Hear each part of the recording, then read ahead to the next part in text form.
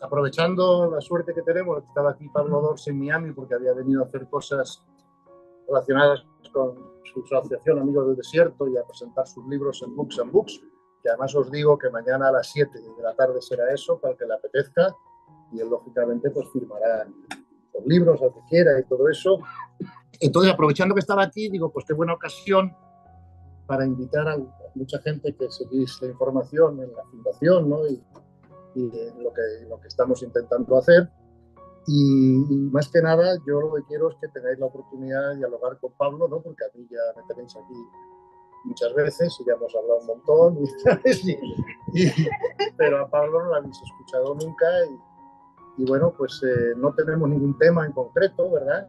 Sino que lo que queremos es que podamos poder contestar a las preguntas que tengáis, a lo que os pueda interesar, ¿no? Yo sé que muchos de vosotros también habéis seguido mucho a Pablo, ¿no? En sus conferencias y tal. Pues aquí estamos y se abre la veda. O sea, que se tire a la piscina que quiera, preguntando lo que quiera, o si Pablo quiere decir algo antes, pues que Pablo lo diga y luego ya preguntamos, ¿vale? Sí. Sobre todo para poner en contexto este encuentro, ¿no? Entonces, lo primero de todo es darle gracias a Gonzalo de todo corazón por esta invitación y por esta generosidad, ¿no? De compartir este espacio, su casa, este tiempo y esta energía, ¿no? Ahora os voy a contar, después de estas pequeñas palabras introductorias, pues cómo nos conocimos Gonzalo y yo y cuál es un poco el secreto de esta amistad que nos une, ¿no? Porque yo creo que lo fundamental es que nos ha unido la amistad profunda, la amistad espiritual, no simplemente la amistad sentimental o afectiva. Y también quiero tener una palabra de agradecimiento a Natalia Reparaz y a Angélica Carrillo, que son amigas del desierto de Miami, de México, que también están aquí y también han posibilitado pues, que yo esté en este momento con todos ustedes, con todos nosotros. Y la última palabra de agradecimiento pues, es a todos ustedes, ¿no? Que, o a todos vosotros que estáis aquí. Y esto no es un acto social, esto no es un acto simplemente intelectual, de intercambio de ideas, sino que me gustaría desde el principio que se planteara como un acto espiritual, porque realmente es lo que nos ha congregado, lo que nos ha convocado. Es decir, que más allá de nuestros instintos y de nuestros deseos, todos tenemos un anhelo de luz, de verdad, de bien, de plenitud, y eso es en definitiva mucho más que nuestras personas, eso es lo que nos ha convocado, ¿no? Y para hablar de eso, pues estamos aquí, ¿no? Es decir, que creo que tanto Gonzalo como yo somos anécdotas y que el protagonista pues es el espíritu, ¿no? Y ojalá que en todo lo que hablemos, en todo lo que escuchemos, pues haya algo que nos alimente por dentro, porque de eso se trata, ¿no? Entonces, cuanto menos protagonismo tengamos nosotros y más protagonismo tenga el espíritu, pues tanto mejor. Dicho esto, Gonzalo y yo formamos un matrimonio de amigos. Acláralo bien, Pablo, acláralo bien.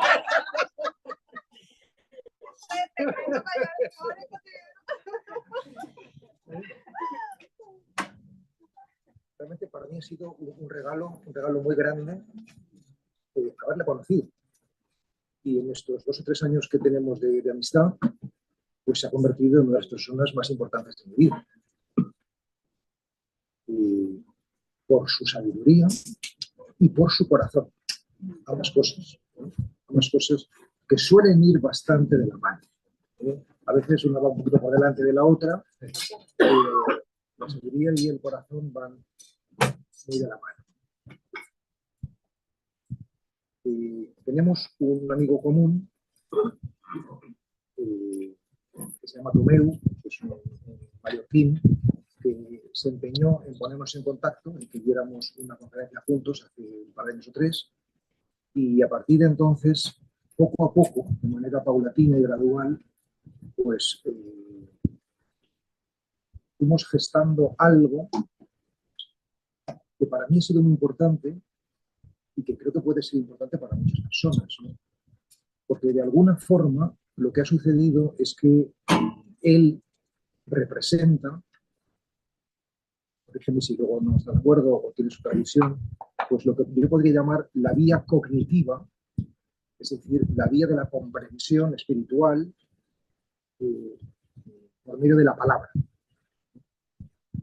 Y yo he venido a representar últimamente, después de toda una trayectoria de décadas en mi vida, con mucha modestia, desde luego, pues la vía contemplativa, ¿no? Que es la vía del silencio. Entonces, este matrimonio, esta amistad, pues es la de la palabra y el silencio. La palabra y el silencio. O si queréis, la vía cognitiva y la vía contemplativa, que ambas son necesarias, ¿no? para que emerja pues, el espíritu en nosotros, ¿no? Y luego, por afinar más este encuentro, también podríamos decir que es un encuentro no solamente entre silencio-palabra, vía cognitiva y vía contemplativa, sino un encuentro entre la tradición cristiana, que es la que yo represento, ¿no? Y la tradición de la filosofía perenne, que es la que él representa. Y realmente,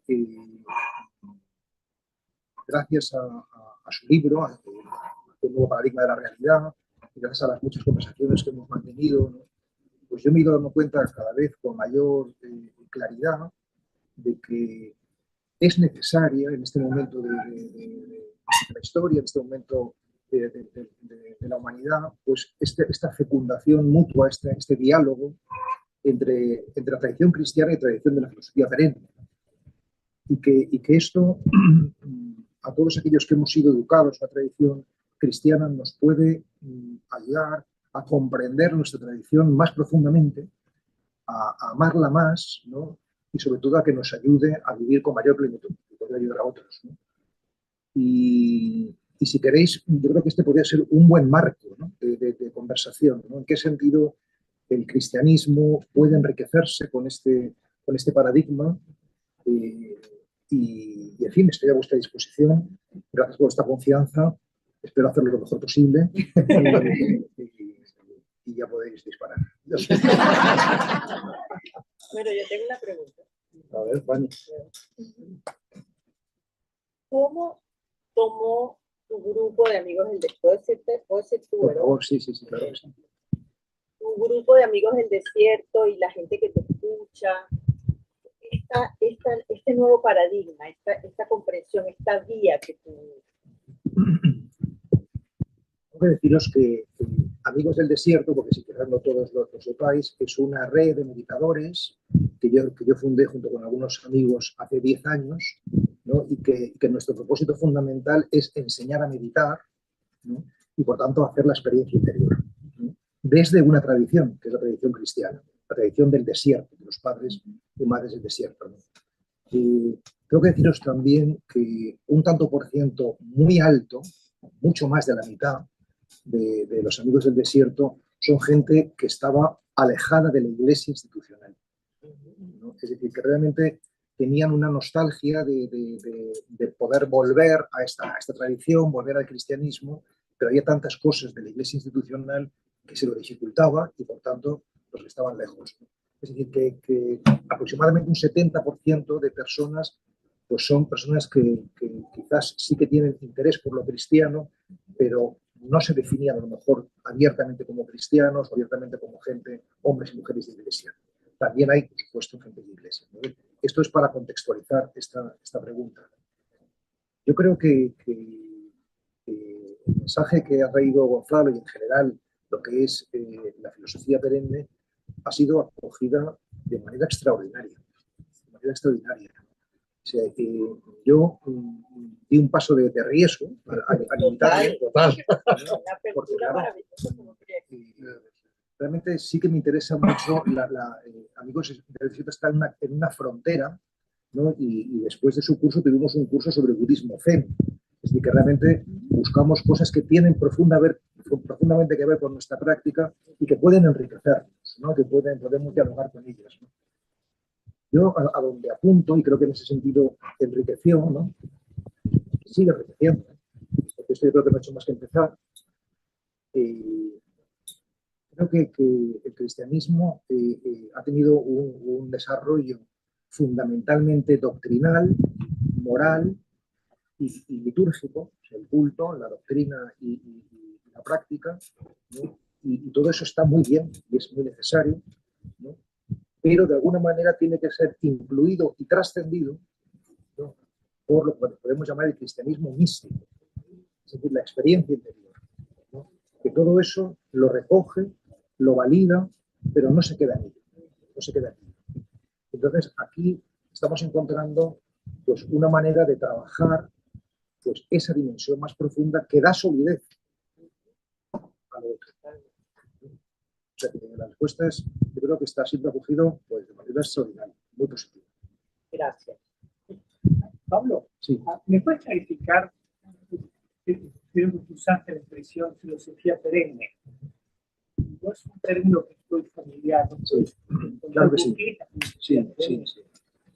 Pues en los años, creo que en los años 50, el famoso filósofo Aldous Huxley, que seguramente conocerán o habrán leído, escribió precisamente un libro llamado así, Filosofía perenne, y sería, digamos, en ese libro él lo que hacía es recoger la tradición sapiencial, es decir, una filosofía o un planteamiento teórico que no es simplemente especulativo, de teorización sobre la realidad, sino que es fundamentalmente práctico, que ayude al autoconocimiento y a la vida, ¿no? De todas las tradiciones de la humanidad, fundamentalmente religiosas, ¿no? Y ese libro, que os recomiendo, pues es un vademecum, es un compendio de textos místicos, ¿no?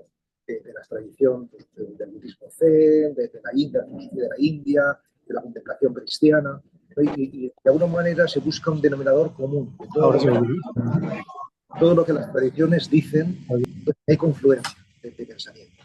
Más o menos se podría resumir de esta manera lo que es la filosofía perenne, o en el lenguaje de Gonzalo, pues el nuevo paradigma de la realidad, porque en definitiva es lo mismo.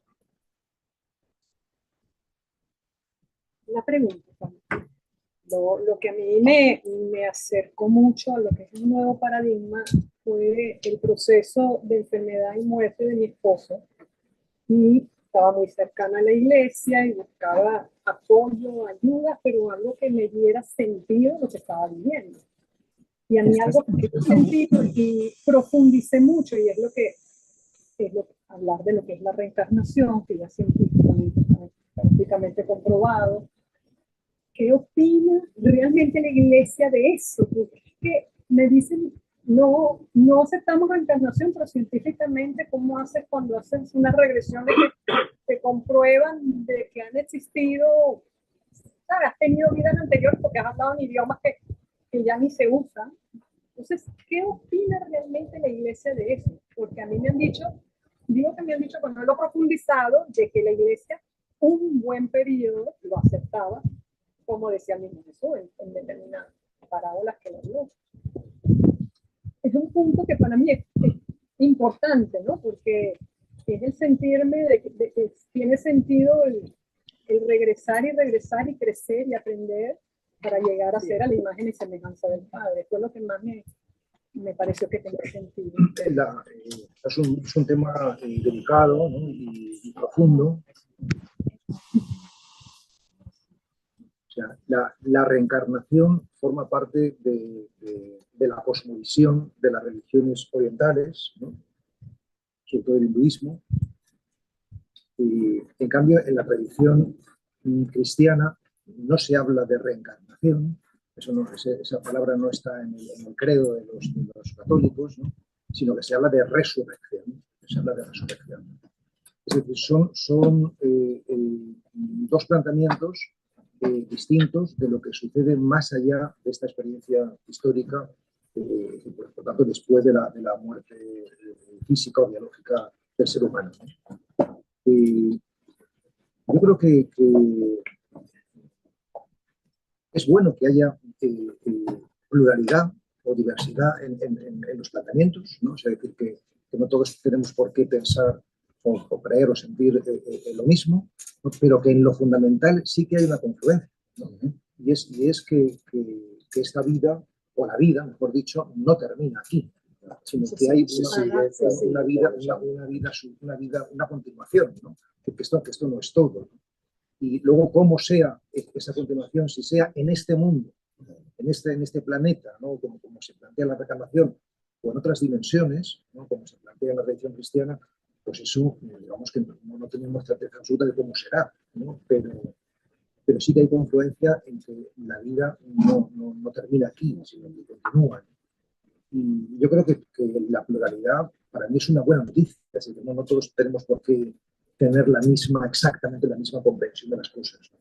Pero sí, en cambio, sí que es importante que haya una valoración de que la vida pues, es mucho más allá que los datos históricos o biológicos de este orden, de este orden, ¿no? Por ahí, entonces, pues, respondiendo en concreto, no, la reencarnación no forma parte del depósito de fe o de la revelación cristiana, ¿no? Si bien cada vez hay más cristianos que bueno, pues tienen esta creencia, ¿no? Pero lo fundamental es que existe esa comunidad.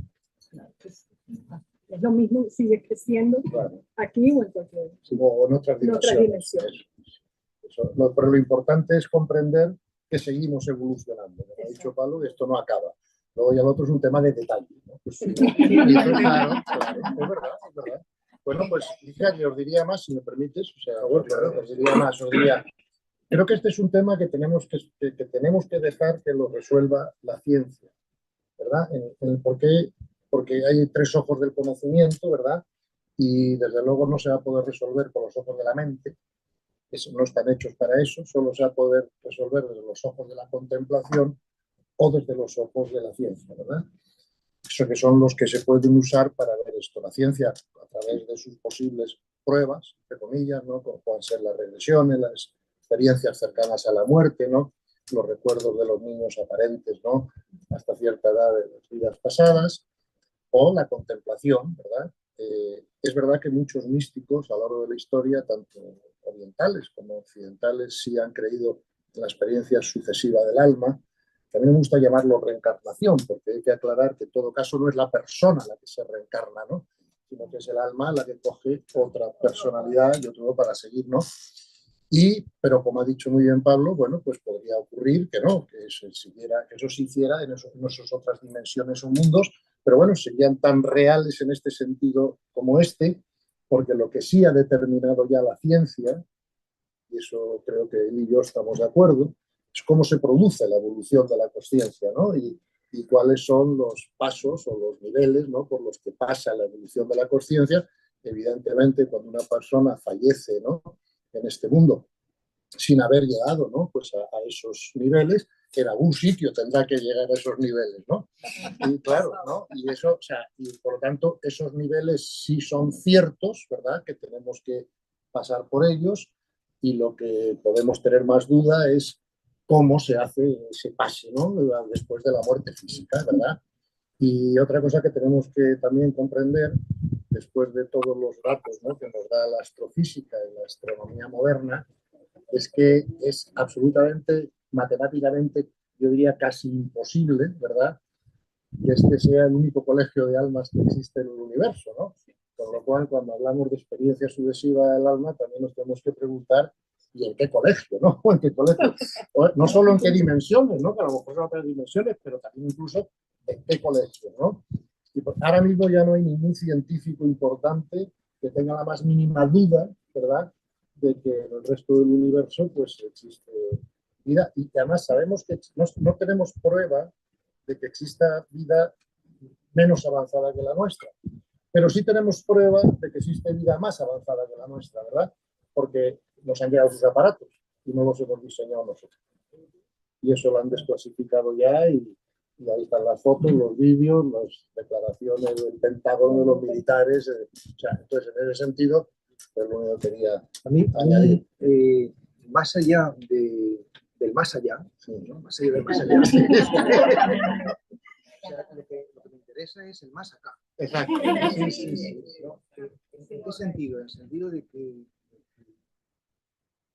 esto que estamos compartiendo no es simplemente, pues no sé, un planteamiento de cómo será, ¿no? Del futuro, ¿no? Sino que esto puede ser una experiencia ahora, ¿no? ¿En qué sentido, ¿no? O sea, que yo creo que detrás de esta pregunta, a mí lo que me interesa más, en la medida en la que uno va haciendo la experiencia de la meditación, la experiencia de la contemplación, la experiencia de la profundización en el propio ser, vamos descubriendo que no somos sustancialmente materia, que también el cuerpo cambia, y que este cuerpo serrano que está ante todos ustedes no es el mismo que había 7 años. Es decir, que todas las células han ido cambiando. ¿Y eso qué significa? Pues significa que no podemos poner nuestra identidad en eso, porque eso no somos nosotros en sustancia. Entonces, la gran pregunta espiritual, como siempre digo en los retiros que impartimos, ¿no?, es ¿quién soy yo?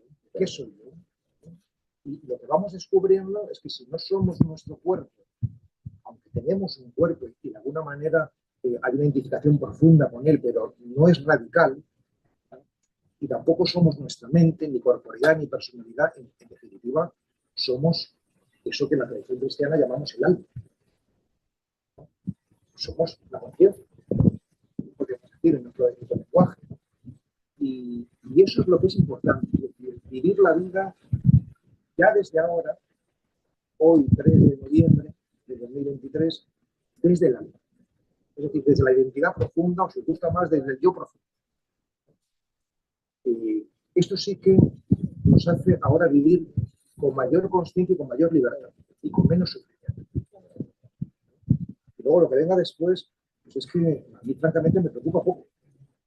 Porque es que ya podemos vivirlo ahora. Esta es la cuestión. Ya podemos vivirlo ahora en una dimensión muy grande. En realidad yo no creo que haya 2 vidas, esta y otra, sino creo que hay una vida. Que el sufrimiento como tal es el ego el que sufre, es el traje de buzo, como dice Gonzalo, el que sufre el traje de buzo y no el alma el que se va. ¿Cómo ese par de cosas integrarlo desde el punto de vista ya de Gonzalo lo hemos oído y lo tratamos de poner en práctica, pero no es fácil. No es fácil ponerlo en práctica como ese ego que sufre o esa persona que sufre tiene que desprenderse y saber que es el alma el que no sufre, sino que es el traje de luz. ¿Por qué no es fácil? No es fácil porque todavía no hemos trascendido completamente el ego. Es decir, seguimos identificándonos con nuestros pensamientos y sentimientos, ¿no? Pero en la medida en la que ya no te identificas con eso, en esa medida no solamente es que no sea fácil, sino que es lo natural. Claro. Que no es fácil, pero es sencillo. Es simplemente verlo, ¿no? Es decir, hace unos años, cuando yo me sentaba ante un auditorio, yo estaba nervioso.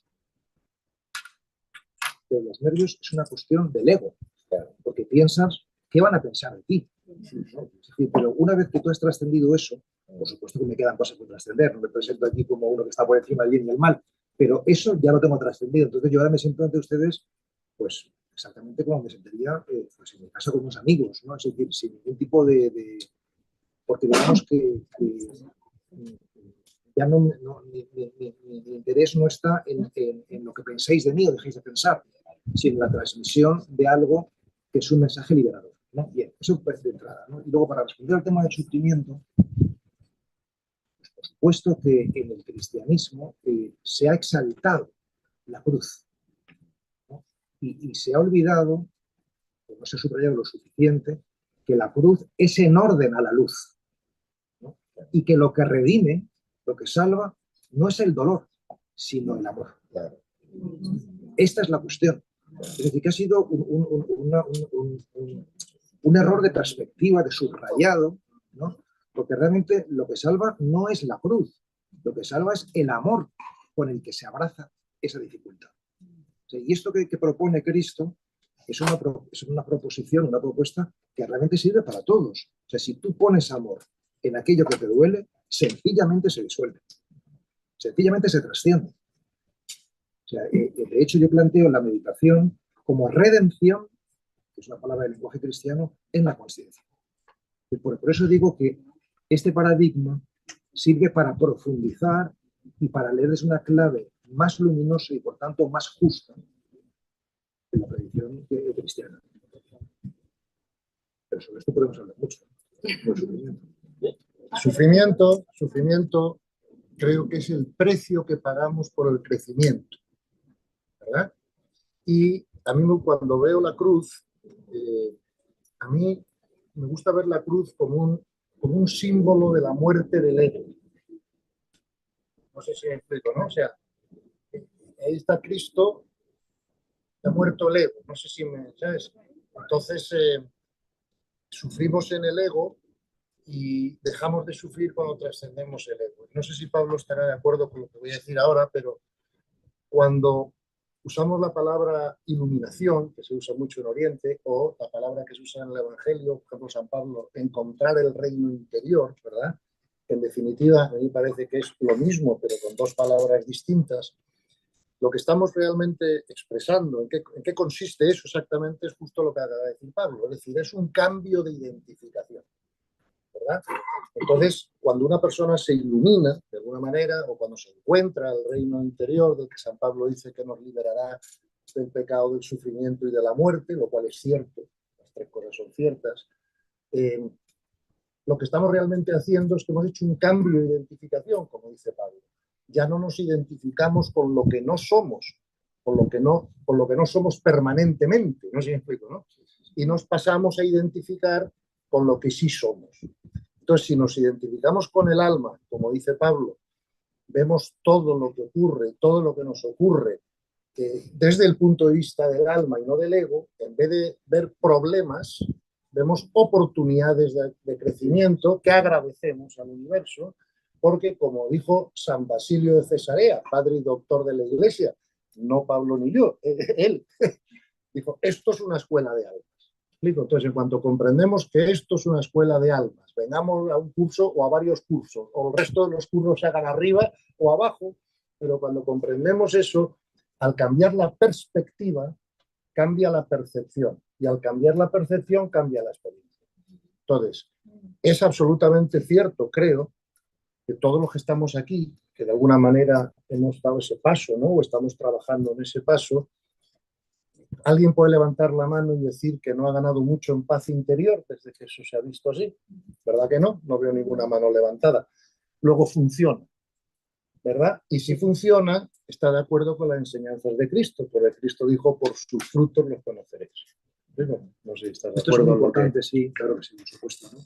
Es decir, que realmente esta frase de San Pablo, ¿no? De seremos liberados del pecado, del sufrimiento y de la muerte, lo extraordinario es que podemos verificarla en nosotros. Claro. Realmente, o sea, que no son palabras, sino que hace 10 años, en una entrevista que me hicieron en un periódico de ABC, un periódico de España, a mí me preguntaron quién es Pablo Dors, y yo entonces dije de corazón cómo me veía yo a mí mismo. Yo dije, pues yo soy un hijo de Dios y un pecador. Y en cambio, si ahora me preguntaran, ahora diría, soy un hijo de Dios. Ya no diría soy un pecador, ¿no? Es decir, no porque no cometa pecados, sino porque eso ya no me define. Es decir, porque me he dado cuenta, después de esta década de trabajo interior, que lo oscuro no tiene la entidad que tiene lo luminoso, ¿no? Es como, yo suelo decir, las nubes pasan, pero el cielo queda, permanece. Es decir, lo oscuro se va, porque no tiene consistencia, pero lo luminoso queda, ¿no? Entonces, esta experiencia que estamos haciendo de liberación de esa carga, de esa identificación negativa con lo oscuro, que es el pecado, pues también con el sufrimiento. O sea, yo ahora todavía sufro, pero ciertamente sufro mucho menos que hace un año, que hace 2, que hace 10. Es decir, que realmente es posible caminar hacia una liberación del sufrimiento en una medida muy grande. Ojalá que sea total, ¿no? Pero es posible, ¿no? Y por supuesto también en el temor a la muerte. Es decir, que uno pues realmente está dispuesto a entregar la vida pues en cualquier momento, porque ya no estás agarrado a las cosas y pues te limitas a sencillamente disfrutar de lo que tienes, ¿no? Arte, que es la manera de no disfrutar. Sí, hace un tiempo escuché un video de usted en el que hablaba del dolor tenía un dolor físico, que era reuma o artrosis muy fuerte, más de 10 años, y que comenzó con un tratamiento que había probado todo, o muchas cosas. Y con un tratamiento, una señora, una terapeuta, en que le ayudó a usted a investigar otros temas de usted mismo. ¿Me podría contar un poquito más de eso? Y usted hablaba entre daño, dolor. Sí. Pues os cuento. ¿No? Sí, por favor. Es decir, yo tengo un problema de artrosis, ¿no? Y esto pues me ha torturado durante mucho tiempo, ¿no? Y en fin, probé pues, fisioterapeutas, osteópatas, médicos, todo tipo de especialistas, ¿no? Hasta que encontré a una mujer jovencísima, que no tiene ni 30 años, tenía 26 años, la conocí hace unos años, que no trató mi artrosis, sino trató el dolor crónico que yo tenía, ¿no? Que es todo aquel dolor que lleva más de 3 meses instalado en nuestra vida y que es cambiante.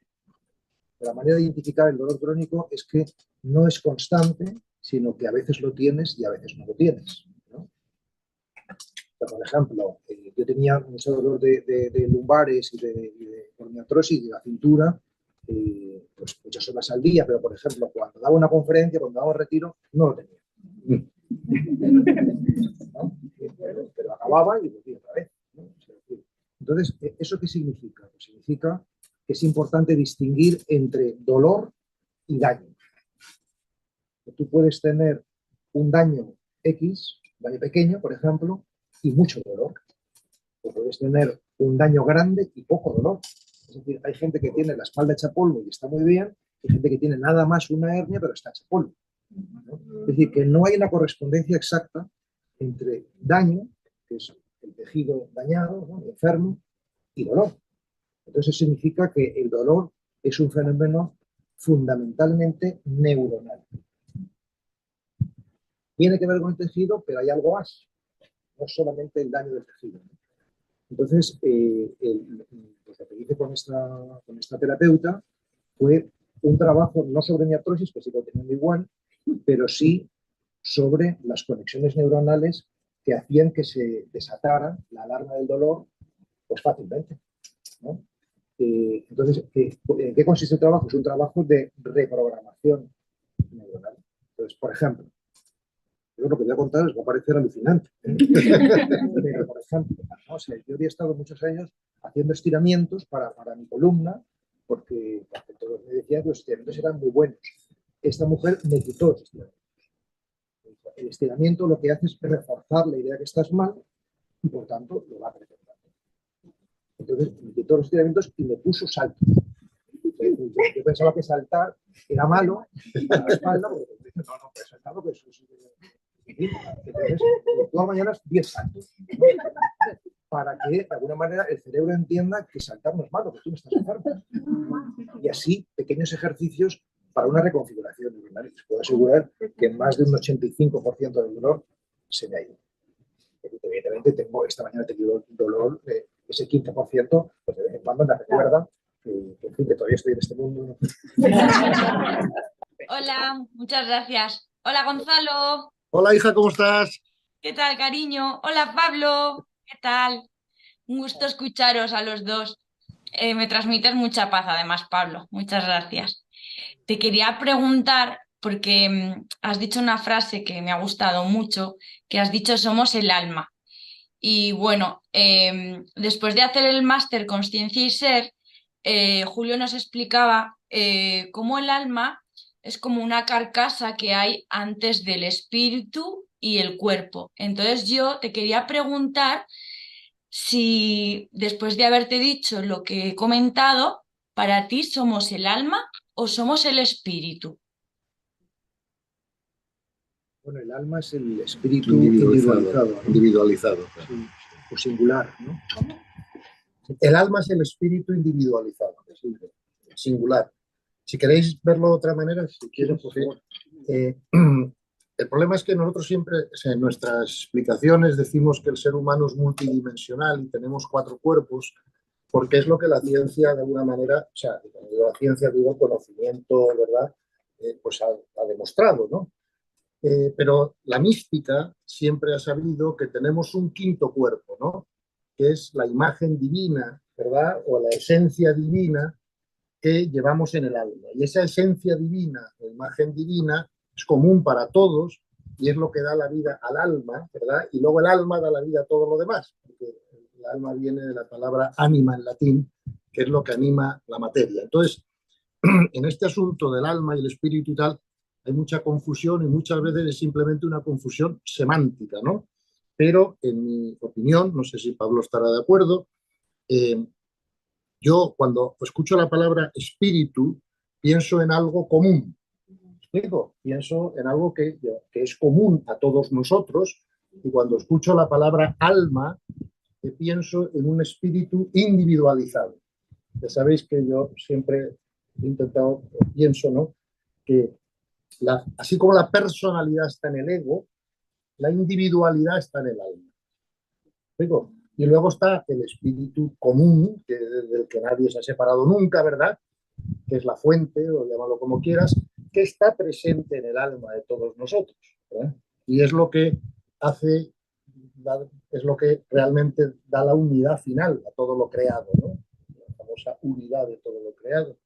Es como yo lo entiendo, pero seguro que Pablo a lo mejor nos puede añadir o explicar algo. Ser esencial, Pablo, no es ya la síntesis de lo que está diciendo. Sí, es esto mismo, ser esencial. Sí. Ser esencial, claro. Sí, sí. Puede ser también esa palabra. Sí. No, ya. No, Adelante. Bueno. Te voy a preguntar algo de la meditación. Muchas gracias. Nada, hija. Gracias. ¿Qué beneficios te ha traído a ti la meditación? Es el amigo de Gonzalo. Por ejemplo, bueno, a nivel personal, digamos, ¿no? O sea, que lo puedas compartir con nosotros para motivar a todos los aquellos que no meditan. Me ha traído muchos beneficios, muchísimos. De hecho, me he convertido en un portavoz de lo importante y necesario que es meditar, hasta el punto de que creo que es un camino muy, muy radical, muy eficaz, ¿no? Pero es cierto que para mí no ha sido un camino breve y fácil, sino más bien escarpado y largo. O sea, que me ha costado pues, unos 20 años y llegar a este momento donde ahora mismo estoy pues, muy en paz y muy reconciliado con la realidad y muy contento de estar, en fin, ahora mismo aquí con todos vosotros, ¿no? Yo diría que el primer beneficio, o lo contamos muchas veces en los retiros nuestros de Amigos del Desierto, ¿no? El primer beneficio es la claridad. O sea, es decir, la mente está llena de pensamientos, de imágenes, de recuerdos, y la meditación es como una habitación que está llena de cosas. Tú vas sacando objetos de esa habitación y ya por fin cuando sacas muchos puedes entrar y puedes distinguir lo que hay.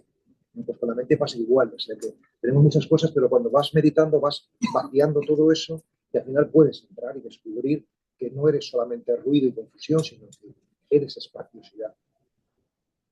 Entonces eso te da pues, claridad para distinguir. La claridad, lo que te da la claridad es coraje. O sea, gracias a que ves, tienes coraje para actuar. O sea, que si a veces no actuamos en la vida, tenemos miedo, tenemos dudas, es porque no vemos. Pero si vemos claramente, actuamos sin miedo.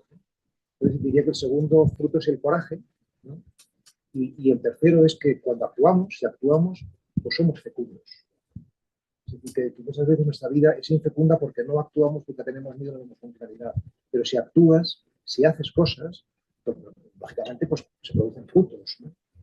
Y cuando se producen frutos en tu vida, es cuando se produce el último beneficio, ¿no? de la meditación, y es la alegría, ¿no? Porque yo creo que todos somos como árboles, y cuando el árbol da un fruto, un manzano da una manzana, pues es cuando cumple el propósito del manzano, ¿no? Que es alimentar a otros, ¿no? Entonces, cuando tu vida es alimento, es Eucaristía, que decimos los cristianos para los demás, cuando eres Eucaristía, ¿no? Pues es la felicidad, ¿no? O sea, es decir, que habría muchas más cosas que decir, pero en sustancia es eso: claridad, coraje, fecundidad y alegría. No es poco. ¿Alguna experiencia mística que te haya pasado en las meditaciones que te puedas compartir?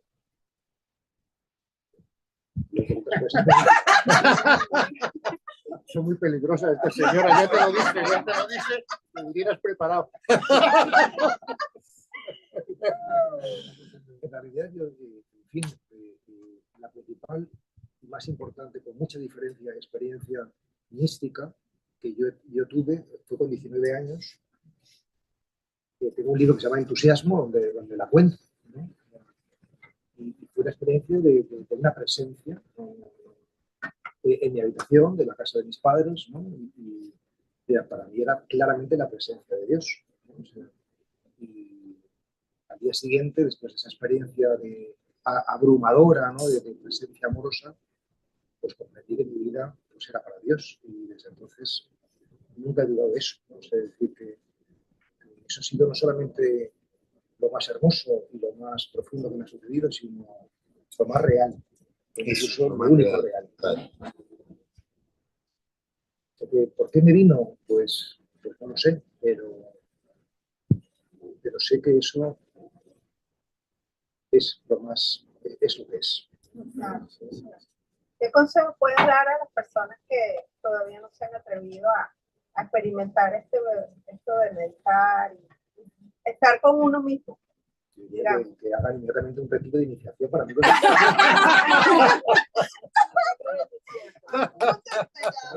Acaban de hacerlo antes de ayer, un grupito, y yo creo que ahí ofrecemos, no es por autopromoción,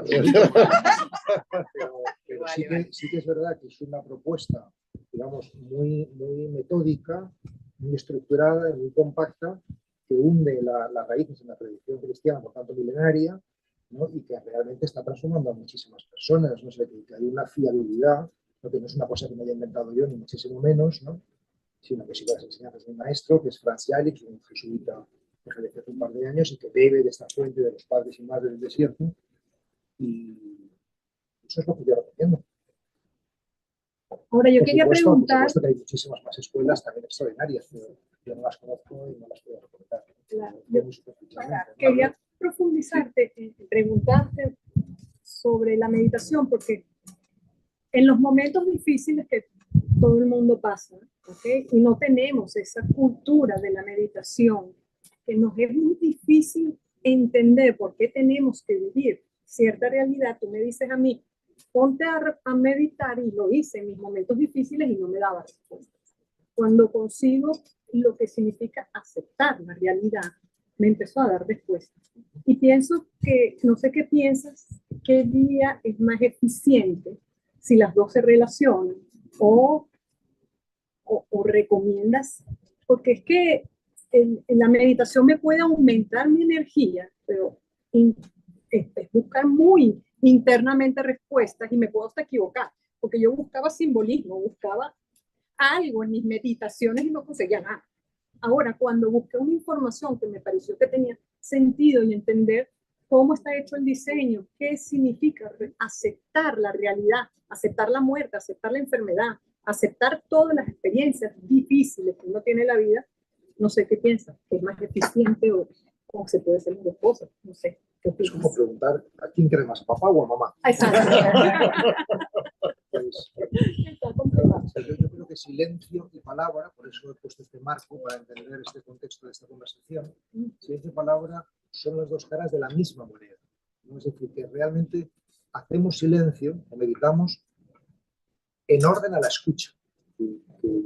La palabra, ¿no? O la información, como le gusta decir a Gonzalo, es eficaz si tenemos, o sea, la semilla, es la palabra, es eficaz si tenemos el terreno bien abonado, ¿no? Y bien preparado, ¿no? Y si el terreno no está tan preparado, pues seguramente la semilla se queda sin germinar, se queda sin desplegar, ¿no? O sea que yo no diría cuál es mejor, ¿no? Sino que diría que las dos son necesarias, y dado que lo que buscamos es es crecer y ofrecer al mundo la mejor versión de nosotros mismos, pues intentemos cultivar ambas, ¿no? O sea, la lectura de textos que realmente nos alimenten por dentro y también ese espacio de encuentro personal y de peregrinación a nuestro centro, que es lo que llamamos la meditación. Pablo, una pregunta. ¿Crees que puedes hacer un paralelo entre contemplación y meditación? Realmente, la contemplación es la palabra cristiana para hablar de meditación, pero en sustancia, al menos en mi lenguaje, es lo mismo. Es decir, que la meditación es oración contemplativa. Oración contemplativa. La oración, hay oración vocal, que son las palabras, las plegarias, ¿no? Oración mental, discursos, el ejemplo de conciencia, lectura sagrada de escritura, la oración afectiva, que tiene que ver con los sentimientos, y la oración contemplativa, que es de silenciamiento, ¿no? Es decir, que nuestro subrayado no está en los pensamientos, en los sentimientos, en las palabras, sino en él. Y lo ves como una buena herramienta para entrarle a algunos de los misterios de la fe, por ejemplo. Lo veo como una herramienta imprescindible para dinamitar todas las creencias y reconfigurarlas. Porque realmente si uno emprende el camino de la mística, el camino de la interioridad, el camino de la meditación, como queráis llamarlo, necesariamente su fe o sus creencias se van a reconfigurar. Es decir, no puedes pretender hacer este camino y mantener una religión infantil, sino que necesariamente vas a crecer, y eso significa que vas a atravesar momentos donde se te va a desmoronar tu cosmovisión tradicional o infantil, ¿no? Y con el tiempo la irás reconfigurando de manera nueva, más madura y más acorde a tu edad y a tu nivel de conciencia. En ese sentido de que estamos reflexionando, ¿qué perspectiva le da la religión, el papel de la religión en nuestro momento actual o de la religión? Y una segunda pregunta es si yo puedo hacer los 10 saltos, no sé qué usted hacía, pero problema de la tumba. A ver si lo recomienda, porque me estaban haciendo unas terapias, tenía 5 sesiones y resulta que me puse peor. Entonces, si lo que debo hacer es saltar, retirarme la pierna, meterme a la piscina o qué cosa. Yo no lo sé, ¿no? O sea, yo creo que sí, que eso no te sabría decir porque no soy médico ni terapeuta, pero sí, si realmente es un dolor crónico, o sea, yo creo que hacer un tratamiento de dolor crónico sí que es muy, muy eficaz. Es decir, que yo creo que es importante diferenciar entre dolor y sufrimiento, ¿no? Es decir, que muchas veces, pues evidentemente el desgaste de los tejidos, el deterioro, en fin, el declive humano pues comporta esos dolores, y eso es inevitable, ¿no? Pero los puedes vivir con negativa paz, incluso con paz total, ¿no? Y eso sí que es lo que podemos trabajar de manera espiritual y lo que merece mucho la pena trabajar. Es más, no es que merezca mucho la pena, es que es lo que más merece la pena, en el sentido de que si tú no estás bien, toda tu energía, buena parte de tu energía la vas a volcar en intentar estar bien. Y por tanto no puedes estar presente. Si yo tengo un dolor, no puedo estar presente en esta conversación, estoy pendiente del dolor.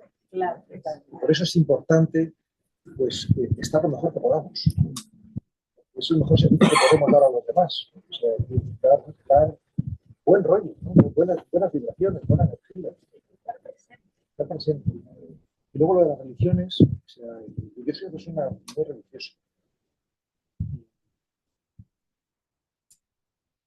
Yo defino la religión como la poética de la mística. Me encanta esta definición. La poética de la mística. Es decir, que la poética ¿qué es? La poética tiene que ver con las formas. Y la mística tiene que ver con la interioridad. Bueno, pues nuestra interioridad, en este contexto en el que estamos, requiere de formas. Este espacio es una forma, estas palabras son unas formas, esta manera de vestir son formas, ¿no? Y bueno, pues para hablar del fondo necesitamos la forma. Y yo creo que las religiones pues son formas culturales, fundamentalmente mitos y ritos, es decir, comprensiones, historias, ¿no? Historias y gestos, y gestualidades, para dar cuerpo y dar lenguaje a lo trascendente, a lo absoluto. Y en ese sentido, que haya muchas formas diferentes, ¿no? Que haya muchas lenguas diferentes, ¿no? Pues de muchas razas diferentes, pues es hermoso. Es hermoso, ¿no? O sea, que no hay una única raza, una única lengua, sino muchas maneras de acercarse al absoluto, ¿no? Entonces, yo preveo que las religiones pues, van a seguir floreciendo y van a seguir, pues, y ojalá que no pierdan nunca su sentido, que es ir a la fuente, ir al fondo. Las formas están en función del fondo. Ojalá que sea así, porque cuando no es así, pues se convierten en folclore, en ritualismo, o en el mejor de los casos en cultura, pero no hay ningún problema. Si me permites un comentario a tu problema de espalda. Sí. Yo, cuando era joven, hice mucho deporte. Me encantaba el deporte. Entonces, practiqué muchos deportes. Y como consecuencia de eso, pues claro, tengo algunas cosillas desgastadas, ¿no? Entonces, concretamente, tengo un par de hernias en la espalda.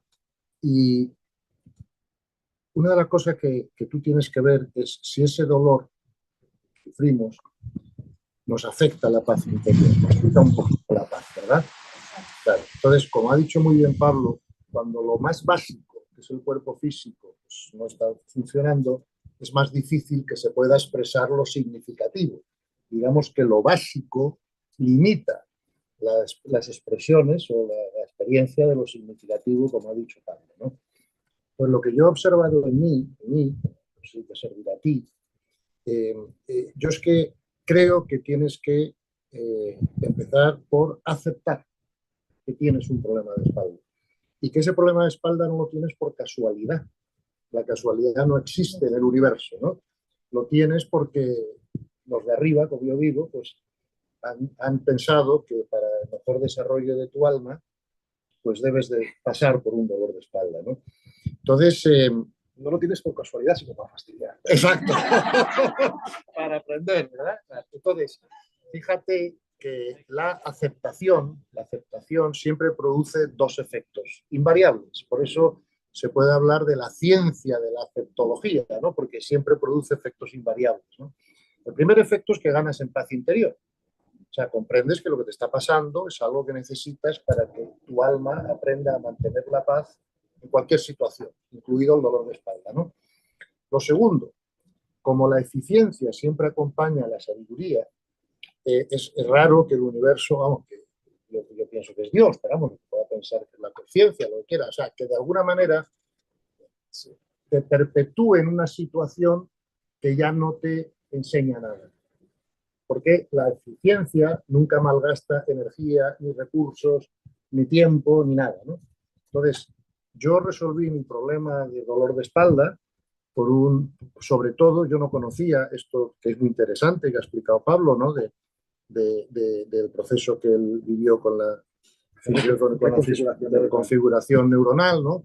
Yo como lo resolví es a través de la paz interior, por dos motivos. Primero, porque cuanto más paz tienes, más aquietado tienes los cuerpos inferiores. El sistema nervioso está más tranquilo, todo está más relajado.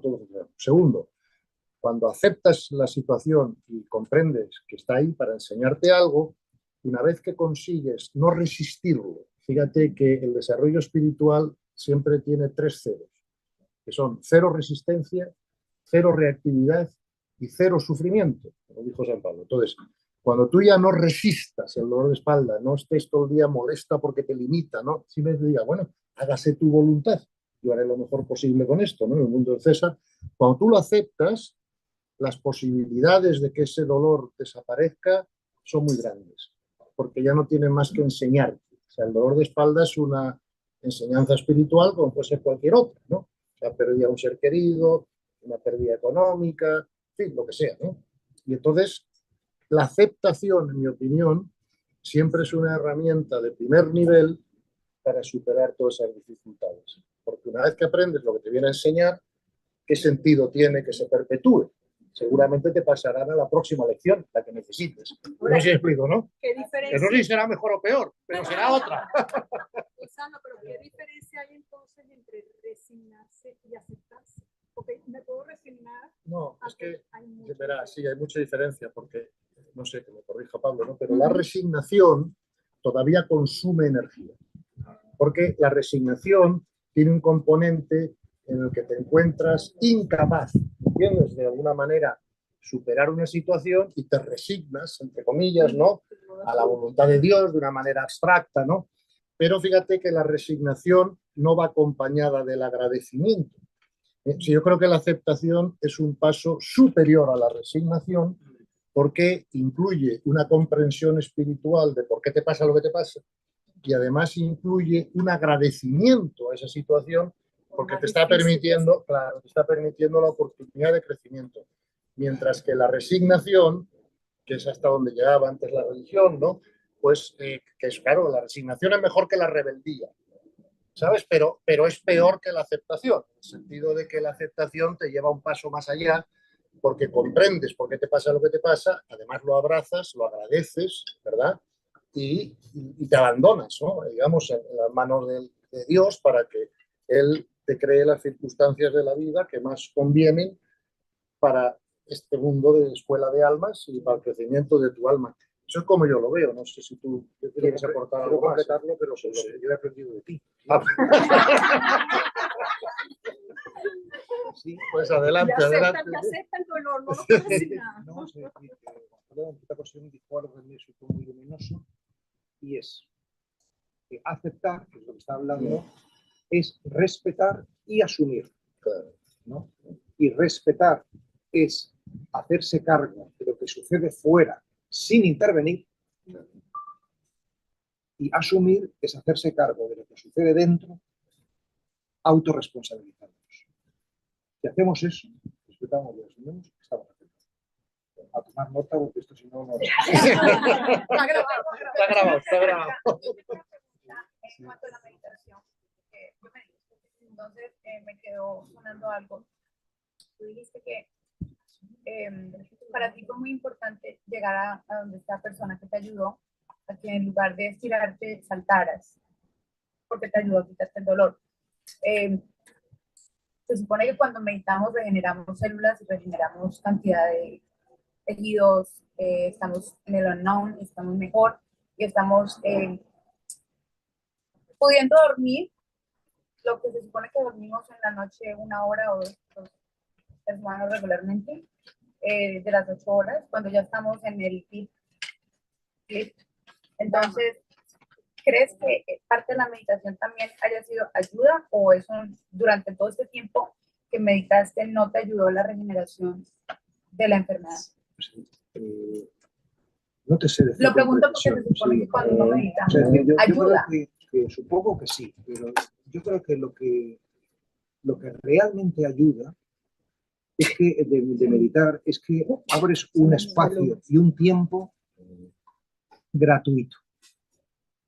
Gratuito. Es decir, que realmente no buscas, o sea, cuando uno empieza, busca mejorar la vida, pues, superar el estrés, en fin, las dificultades, pero llega un momento donde no lo haces para obtener algo, sino lo haces porque es tu estilo de vida. Es como cuando si tú estás con tu ser amado, no lo haces porque te da compañía o porque te da dinero, porque te da seguridad, sino lo haces porque quieres, porque le quieres, ¿no? Entonces llega un momento donde se empieza a meditar ya no buscando los efectos, sino porque te gusta o quieres estar con Dios. Si no eres creyente, porque quieres estar con tu ser más profundo. Entonces, cuando das ese paso, que ya no buscas los beneficios, sino que simplemente es tu estilo de vida, el estilo de dar tiempo gratuitamente, porque eso es amar, dar tiempo gratuitamente a Dios y a ti mismo. Entonces es cuando realmente hay un salto de calidad, ¿no? Por esto quiero decir que lo que nos sana realmente es la gratuidad, es decir, el amor. O sea, si es un acto de amor, la meditación de entrega a Dios, de tu tiempo, que está ahí, de tu cuerpo que estás ahí, de tu intención que estás ahí, eso nos sana, porque es amor. O sea, que realmente, en resumidas cuentas, podrán venir los científicos y hablar de lo que nos pasa en el cerebro, estará muy bien, pero todo se resume en que si conseguimos hacer un acto de amor, es decir, de entrega desinteresada, eso nos sana. Eso nos sana. Es decir, este acto que estamos haciendo ahora mismo, en la medida en que sea un acto desinteresado y amoroso, en esa medida exacta nos sanará, nos ayudará. Y si hay otras cosas de por medio, pues nos ayudará menos. Es así. Yo tenía una preguntita. Viéndome a la pregunta de la señora que preguntó sobre las religiones, no sé, me está dando como la sensación esto de que Pablo esté también con el budismo zen, todo esto, escuchar tantas personas que como que toman de diferentes religiones, pareciera como que se estuviera como convergiendo hacia una única religión como espiritual, como no sé si todo este movimiento de la guerra, también de lo que está pasando, como que nos vaya conduciendo de alguna forma a eso, una esperanza o una ilusión, no sé, que uno tiene, ¿no? Las distintas religiones se vuelven una. Yo no lo creo, no lo creo ni tampoco lo deseo, ¿no? Es decir, que creo que la pluralidad es buena.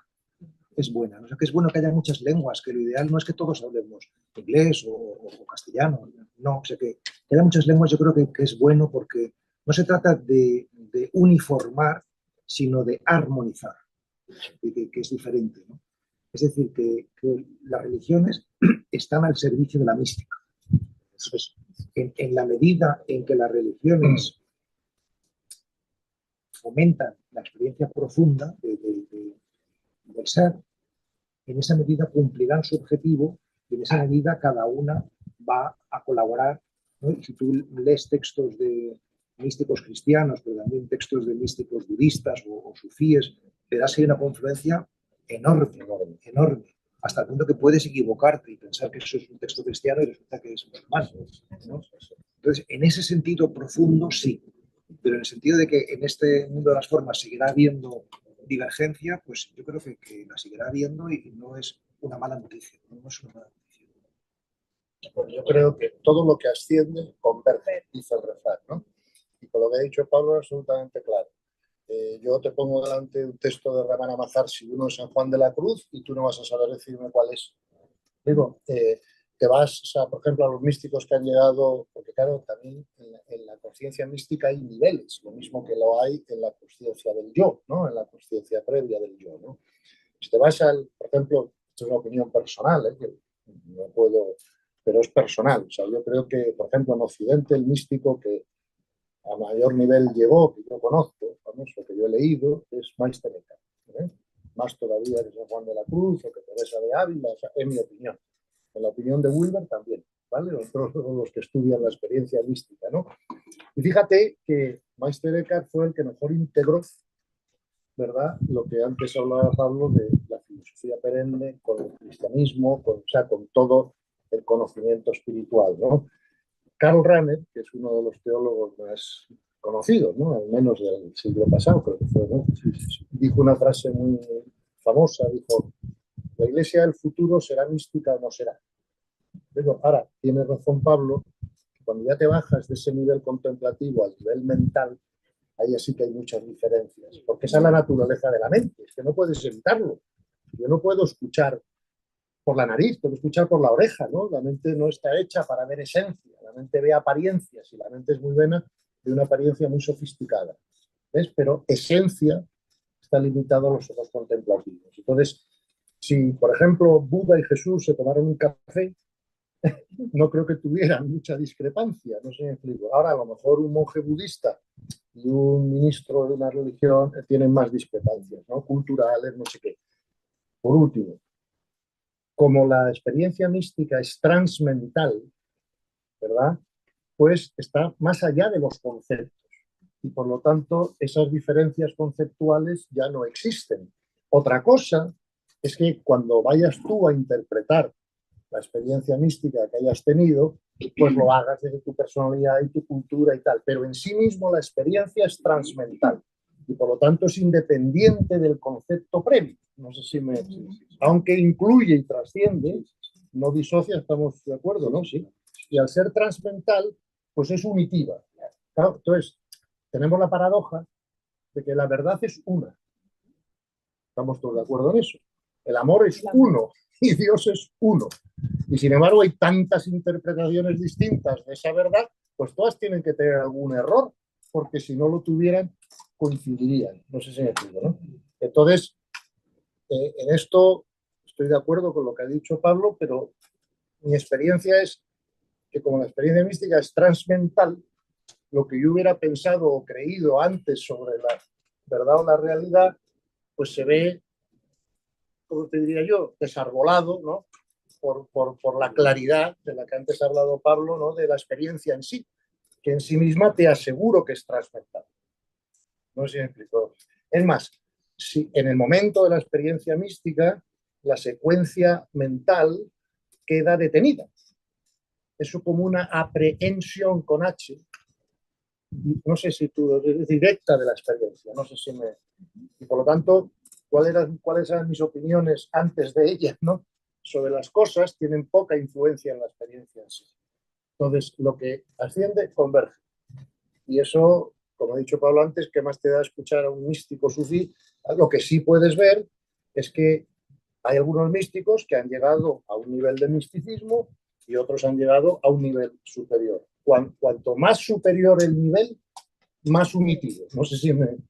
Por ejemplo, leí a un autor, no sé qué piensas tú de esto, Pablo, pero leí a Thomas Merton una vez decir que, por ejemplo, Teresa de Ávila, que había llegado al segundo nivel de misticismo, ¿no? Según Wilber, era primero cristiana y luego mística. Pero que, sin embargo, San Juan de la Cruz era primero místico y luego cristiano, porque había llegado a otro nivel donde ya ponerse etiquetas tiene menos sentido, ¿no? No sé si estás de acuerdo con eso de alguna manera. Pues sí, estoy de acuerdo, ¿no? Sustancialmente, ¿no? Que efectivamente en el nivel, digamos, de místico, pues los conceptos caen. Claro, ¿no? Y realmente, como decía, no sé si era Rumi, ¿no? Mi religión es el amor. Claro. Decía, todas las religiones están basadas en el amor, pero el amor no tiene religión. Esa es la frase exacta de Rumi. Y al final tiene como sentido, porque si todos somos hijos de Dios, claro, independientemente de la religión, claro, todos somos iguales, al fin y al cabo, solo que el proceso. Tú fíjate si hay diferencias físicas entre las personas. Aquí cuando estamos, no sé, tengo ni idea de los que estamos, 80, no 70, no sé, estamos muchos, ¿no? Y cada uno somos diferentes. O sea, hombres, mujeres, pero cada uno tiene una cara diferente, un cuerpo diferente. Bueno, pues hay más diferencias mentales entre las personas que físicas. En mi opinión, la Torre de Babel no se refiere solo a los distintos idiomas, sino a las diferencias mentales, ¿verdad? Donde ya no hay diferencia entre nosotros es arriba, ¿entiendes? En la experiencia contemplativa o en la experiencia mística, porque esa es natural, no sé, para todos común, ¿no? Entonces, bueno, es mi opinión, puedo estar equivocado y es eso, pero... No, yo siempre suelo decir que la mirada de Jesús era una mirada que no hacía acepción de personas, es decir, que miraba igual a un sacerdote que a una prostituta, que a un cobrador de impuestos, que a un pescador, analfabeto. ¿Por qué? Porque no se quedaba en la forma, sino miraba el corazón, miraba el fondo. Veía almas, además. Claro, es decir, si ves el fondo, pues nuestros fondos son todos muy parecidos por lo mismo. Es decir, entonces, ojalá que nuestra mirada pues sea no a la anécdota, a lo exterior, sino a la esencia, lo que decíamos antes. Pablo, y tú eres escritor, todo este nuevo paradigma y todo este cambio, ¿lo estás plasmando, lo estás escribiendo? He empezado a escribirlo, sí. He empezado a escribir, lo que pasa es que me siento todavía un poco inmaduro para poder transmitirlo con la solidez con la que me gustaría. Me gustaría integrarlo más, ¿no? Y tenerlo más granado, más cuajado para que lo que pueda escribir sea más sólido y ayude más, ¿no? Pero sí que tengo la intención de cuajarlo con escritos. Pero has sentido un cambio en ti. Claro que sí. Desde que empiezas a escuchar o entender un poquito nuevo paradigma, o sea, Por digamos, supuesto. una transformación. Así he empezado esta intervención, ¿no? Hablando de lo fecundo que ha sido esta amistad. En ese sentido, digamos, yo sigo creyendo que el cristianismo sigue necesitando dialogar, ¿no? No solamente con la filosofía griega, como hizo en su tiempo, sino con todo el pensamiento, en este caso, por ejemplo, de la filosofía perenne, ¿no? Y que tiene que seguir inculturándose y creciendo, ¿no? O sea, que tenemos a pensar que el cristianismo ya es algo solidificado, pero el cristianismo puede seguir, igual que cualquier cosa que esté viva, pues creciendo y conteniéndose y viviéndose con más profundidad. Digo que Cristo está por estrenar. Sí. Pablo, una pregunta. Nosotros, bueno, muchos de los que estamos acá, y yo particularmente, nos casamos con Gonzalo antes que tú. Tenemos como 6 años de matrimonio.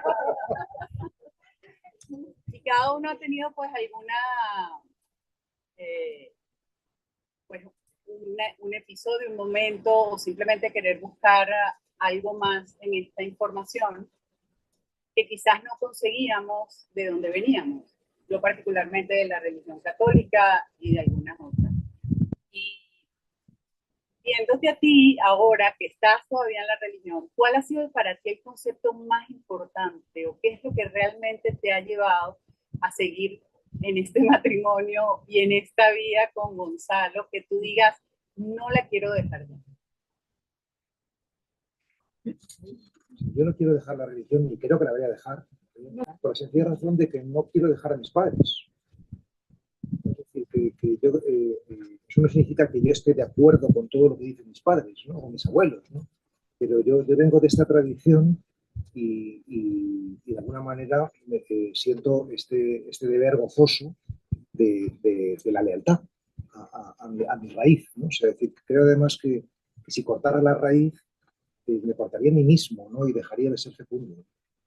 Es decir, que creo que bueno, hay personas que a lo mejor pueden sentirse llamadas a abandonar su país o su lengua o su religión, pero otros pues no, ¿no? Y ambas cosas son legítimas y son comprensibles, ¿no? O sea, no sé si así te respondo. ¿Y qué te hace seguir buscando más información fuera de la religión? En realidad yo no siento que sea fuera de la religión, ¿no? Siento que es, al fin y al cabo, esta información tiene que ver con la experiencia mística adquirida en las religiones, ¿no? O sea, es decir, que no es que sea algo extraño, ¿no? Sino más bien íntimo, que es distinto, profundo, radical. O sea, no creo que estoy relacionándome con algo que sea extraño, ¿no? O sea, y aunque fuese así, en el cristianismo está el samaritano. Es decir, el extranjero es el que enseña la verdad, ¿no? O sea, que encontramos muchas veces la verdad fuera de nuestro territorio. Pero esto vale para el cristianismo y para todos, ¿no? Es decir, que en la medida en que salgamos de nuestro territorio intelectual o de cosmovisión y demos un paso de riesgo y abramos a lo desconocido, en esa medida empiezan a pasarnos cosas interesantes, ¿no? O sea, que no hay nada peor que creer que ya lo tenemos, ¿no? Que esto es la verdad, ¿no? La verdad no es una cosa que se tenga, sino es una cosa que se gesta, ¿no? Que está viva, ¿no? Tú no puedes poseer una verdad, ¿no? Puedes entregarte a ella, ¿no? Y que es muy diferente, ¿no? Y creo que el criterio de la verdad es la apertura y la inclusión. Entonces, pues, por tanto, si estamos abiertos realmente a Dios, pues cada vez tendremos menos prejuicios de ningún género, ¿no? O sea, eso no significa que no valoremos todo eso que nos ha conducido a no tener esos prejuicios, ¿no? Al contrario, estamos profundamente agradecidos, ¿no? Por ahí iría mi ¿no? Una pregunta sobre el budismo zen, que te ha aportado, que te aportó. Yo leí a alguien en una presentación, hablaban también de que freudiano y todo. Yo digo, bueno, pero... Freudiano. En alguna de las presentaciones dijeron freudiano, alguna de alguna De entrevista mí, yo era que freudiano.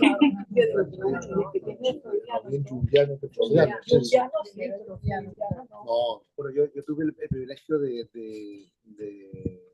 estar cuando era jovencito, tenía pues, 29, 30 años, en Viena, un año estudiando. Ahí hice algún curso de psicoanálisis. Ahí fui alumno de Viktor Frankl, el famoso profesor de logoterapia y del autor del Hombre en busca de sentido, que conoceréis seguramente, que es un libro maravilloso. Yo cuando tenía 40 años, hace 20, atravesé un momento de dificultad personal muy profundo y cuando se te desmorona todo lo exterior, pues necesitas buscar dentro, ¿no? Y en ese viaje hacia el interior, yo no encontré en aquel momento, en mi tradición, en el cristianismo, el instrumental o las herramientas para hacer ese viaje, y lo encontré en el budismo zen. Entonces estuve durante 7 años pues, con distintos maestros zen, pues haciendo la experiencia de meditación, y el propio zen me devolvió a la tradición cristiana. Me dijo, pues dentro del cristianismo también existe esto, que se llama el hesychasmo, ¿no? Y que es de alguna manera de donde nace Amigos del Desierto y lo que yo ahora estoy intentando pues, difundir y extender. Y me parece muy bonito que de alguna manera, una vez más, el extraño, el extranjero, en este caso el budismo, me hace amar y comprender mejor lo propio, ¿no?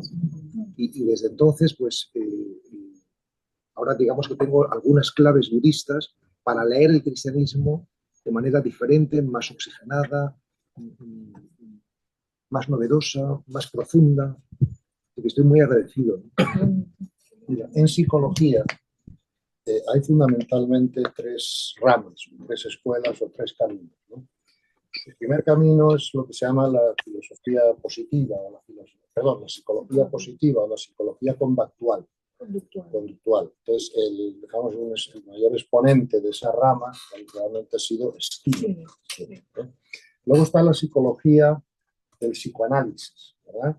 Y el mayor exponente, el iniciador de esa rama de la psicología, ha sido Freud. Y luego está la tercera rama de la psicología, que se llama la psicología humanista.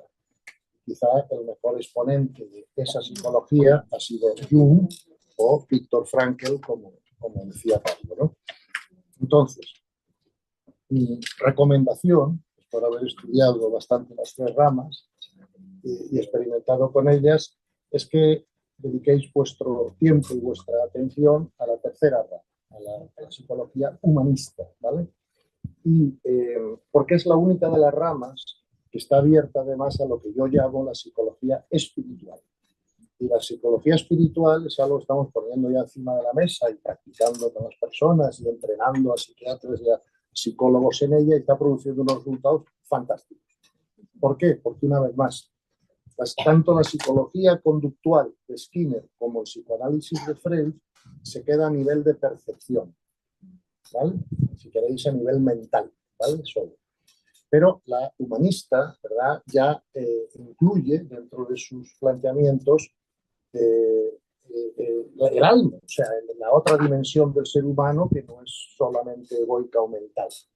Y se sabe, como dije al principio, pero esta frase de verdad cada vez creo que es más importante comprenderla y por eso la repito, que si una persona está teniendo problemas, ¿verdad?, y hay que ayudarle con un psicólogo, claro, si solo se trabaja a nivel de percepción es mucho más lento. El psicoanálisis funciona, pero tarda mucho y además te deslomas, ¿no? Esto es como traer una bolsa de confeti, que lo explico muchas veces, las pinchas, se caen todos al suelo. Pues claro que puedo arrodillarme y coger uno a uno con la mano y buscar mis traumas y a ver de dónde vienen, pero hay una mejor manera de hacerlo desde que se ha inventado la aspiradora. Entonces yo voy a la cocina, traigo la aspiradora, todos los confetis para arriba de golpe, ¿no?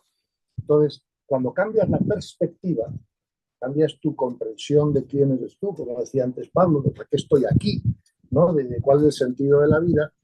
Al cambiar esa perspectiva, cambia la percepción sola. Y cuando cambia la percepción, que es lo que todos habéis experimentado, y yo también, entonces cambia la experiencia. Entonces ya no vemos un problema, tenemos una oportunidad de aprendizaje, ya no vemos, me explico, ¿no?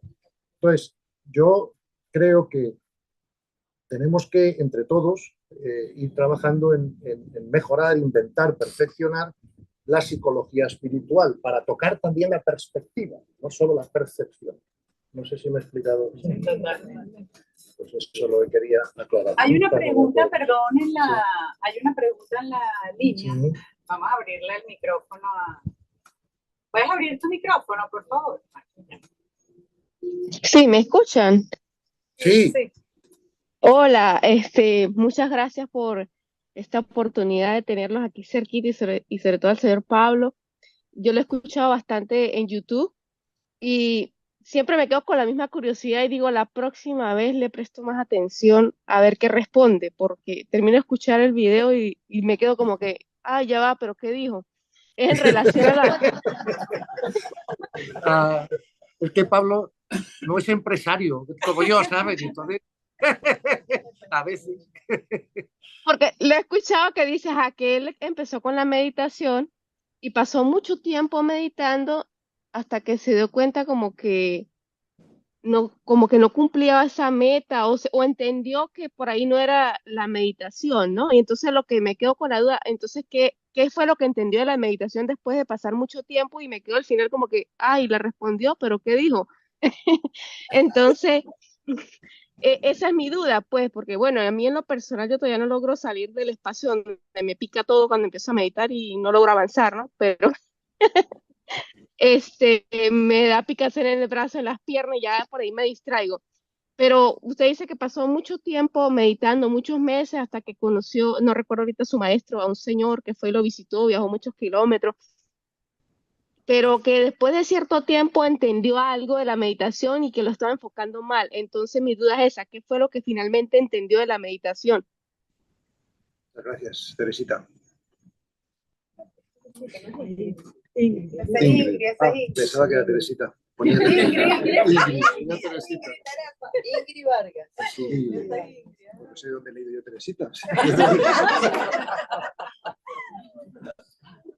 Bueno, pues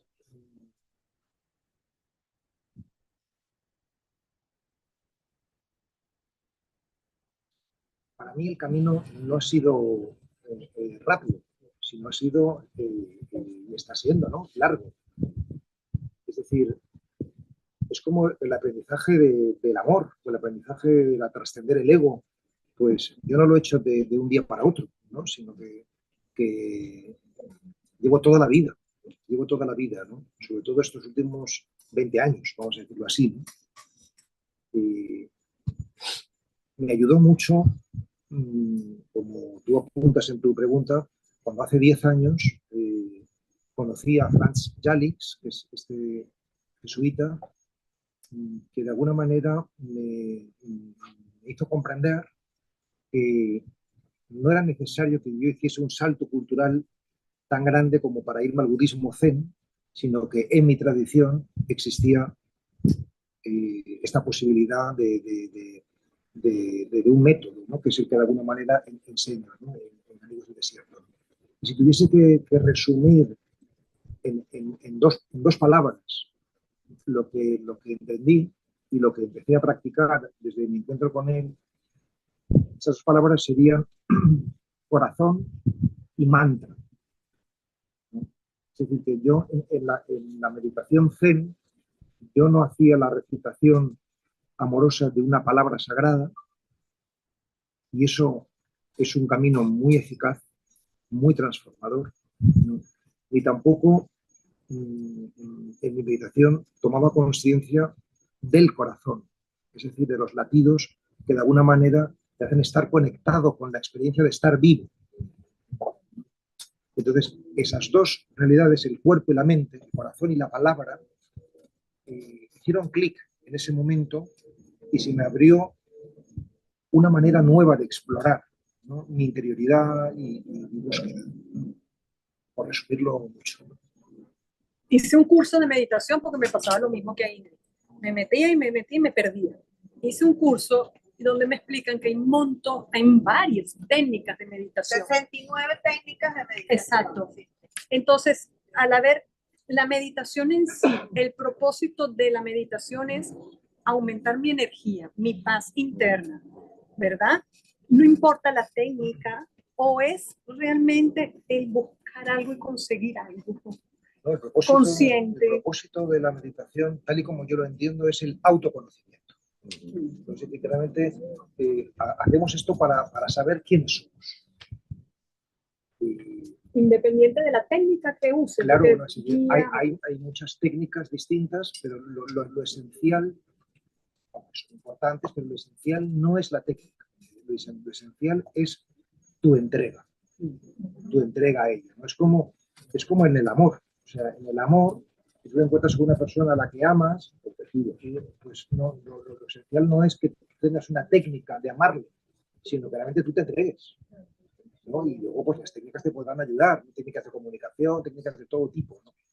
Pero no es una cuestión técnica, es una cuestión de entrega, ¿no? de ser, en definitiva, ¿no? O sea, que meditar es habitar en tu propia sed, ¿no? Y para eso hay caminos, ¿no? O sea, por ejemplo, pues la relajación corporal, o por ejemplo la focalización de un punto, o tantas cosas, el seguimiento de los centros de energía, tantas cosas que nos pueden ayudar, pero todo eso está en orden a el autoconocimiento. Yo creo que nosotros no progresamos muchas veces en la meditación, está uno estancado porque no tiene un buen guía y no tiene unos buenos compañeros, ¿no? Que te ayuden a perseverar, ¿no? Yo siempre digo, si quieres perseverar, es importante que tengas un mentor, un maestro, un guía, una escuela, ¿no? Porque si no, no aprendemos. Es como si queremos aprender no sé, a tocar un instrumento por nosotros solos, pues si tienes maestros que te van a enseñar, vas a aprender mucho más rápido, ¿no? Y yo creo que lo que nos falta es la disciplina y la humildad de fiarnos de una propuesta, de una escuela, de un camino, de una técnica, durante un tiempo suficiente, unos meses, para verificar que eso es eficaz y nos ayuda, ¿no? Pero en la medida en que lo vamos teniendo, pues esto es posible. No solamente posible, sino que es un hecho. Ahora, una pregunta. Y entonces... Aquí hay dos que preguntan mucho. Pablo, no lo sabes tú bien. No lo sabes tú bien. No lo sabes tú bien. Gonzalo medita. Sí. Ajá. Pero. No, pero esto es importante. Vamos a ver. Es que justo has hecho la pregunta a un comentario que iba a hacer yo sin la pregunta, ¿verdad? Por aquí hemos escuchado a dos personas que han manifestado una cierta dificultad con la meditación, ¿no? Y entonces, por eso, tradicionalmente, en la filosofía perenne, la que tanto hemos hablado, se dice que hay dos caminos, ¿verdad?, que llevan al mismo sitio, como antes decía Yana también, ¿verdad? Pero creo que las personas tienen distinta genética, tienen distinto carácter y personalidad, y por lo tanto creo que hay unas personas que tienen una mayor facilidad o obtienen un mayor fruto, ¿verdad?, del camino de la devoción, donde incluyo la meditación, ¿verdad? Y, como antes decía Pablo, otras personas pueden tener más fruto, ¿verdad?, por su composición genética, pues hasta por su destino, no sé si me explico, ¿no?, en seguir el otro camino del conocimiento, de la comprensión espiritual. Porque decía antes Pablo una cosa muy importante que creo que debéis resaltar, ¿no? Decía, el objeto de la meditación es el autoconocimiento, ¿no? Y eso es cierto, no importa la técnica, y eso es verdad. Pero la comprensión espiritual también te ofrece un autoconocimiento, desde luego, ¿entiendes? A veces hasta más rápido que la meditación, depende de la persona, no sé si me vale. Entonces tú me preguntas, ¿yo medito? Y te digo, sí, yo he meditado muchas horas, pero yo tengo que decirte que yo he tenido más fruto digamos, en alcanzar la paz interior inalterable, ¿no?, a través de la comprensión espiritual que a través de la meditación. Claro, otra persona puede tener el fruto más rápido a través de la meditación que de la comprensión espiritual. En todo caso, lo que ha dicho Pablo al principio de la reunión, estoy totalmente de acuerdo, pero que son dos vías complementarias y creo que no hay por qué hacer una y no la otra, o no la otra y no la una. Pero mi experiencia, digamos, en mis horas de, digamos, de acompañamiento o terapia con la gente, es que los expertos meditadores tiene unas ventajas y unos inconvenientes sobre el camino de conocimiento o de la comprensión espiritual, ¿no? Yo, si solo hubiera meditado, creo que una cosa que me podría pasar es que si me ocurriera la vida, ¿me explico? Si me ocurriera algo que para mi ego es difícil, pues hubiera perdido la paz. Pero la comprensión espiritual me protege más todavía que la meditación, al menos a mí, porque es mi genética, puede no ser la genética de otro, ¿no? A no perder la paz cuando ocurren cosas que son necesarias para mi crecimiento espiritual, pero que son desagradables para el ego. Porque la comprensión espiritual me lleva inmediatamente a darme cuenta de que eso es una bendición, de que eso es un regalo de Dios, que Dios es amor, que Dios, el amor enseña, no castiga, no sé.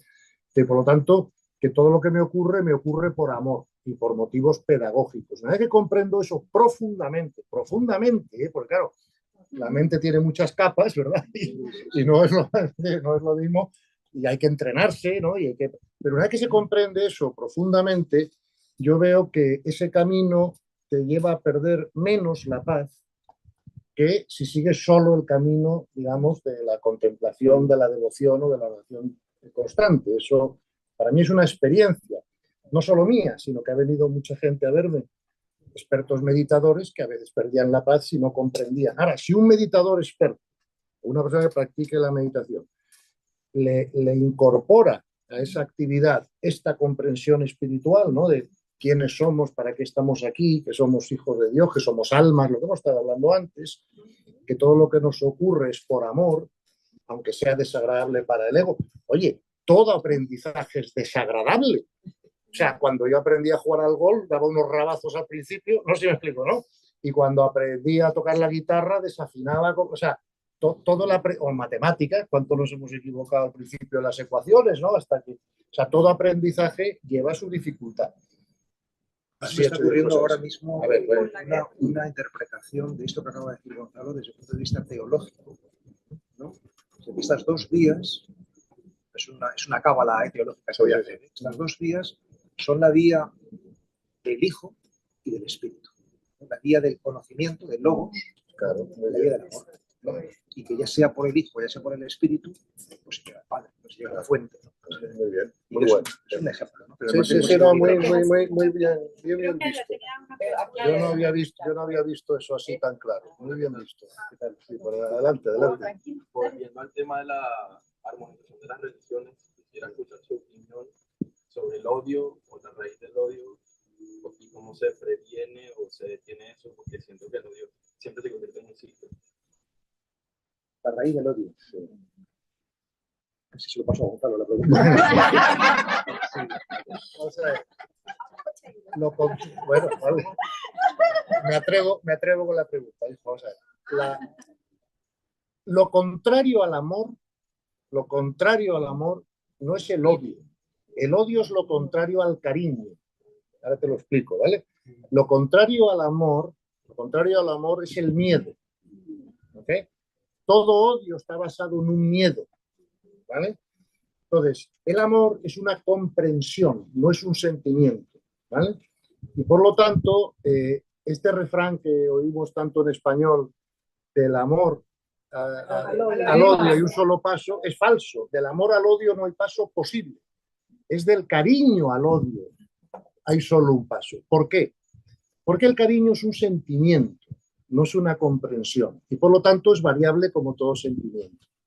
El cariño necesita un objeto sobre el que proyectarse, no es abstracto. Por eso yo digo, quiero mucho a mi padre, a mi madre, a mis amigos, a mi país, a mi partido político, a mi equipo de fútbol, pero siempre es mi delante, ¿vale? Y además, y esto es lo más importante o lo más problemático del cariño, es que el cariño depende del comportamiento del otro, ¿vale? Entonces, ¿por qué del cariño al odio hay un solo paso? Porque cuando el otro no se comporta como tú esperas, pierdes el cariño por él. Por ejemplo, si tú tienes novia o mujer o pareja y con perdón te pone los cuernos con 5, a lo mejor la quieres un poco menos, ¿a que sí? Claro.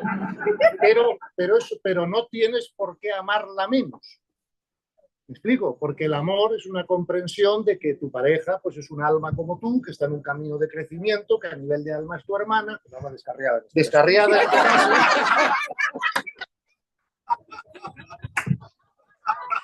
¿Comprendes?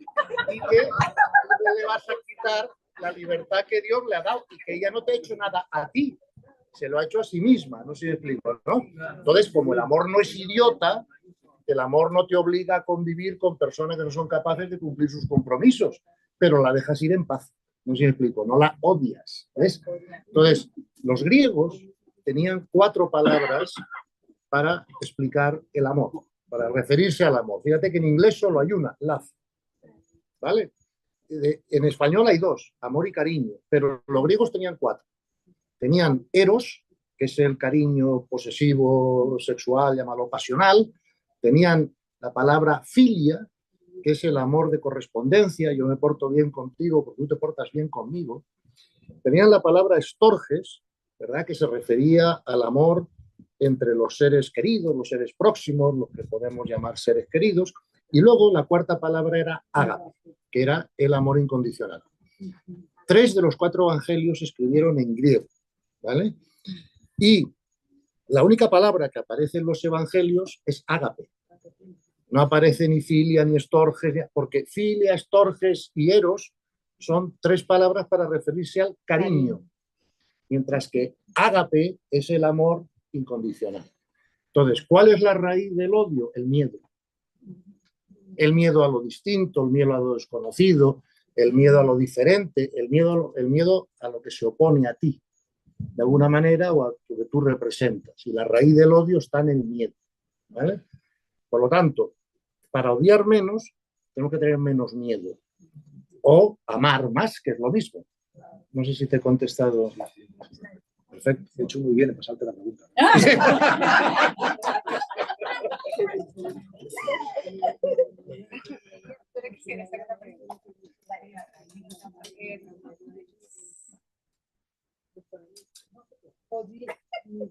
¿Es posible a través de la oración profunda, esa oración incesante del corazón, como el peregrino ruso la describe de una manera tan hermosa?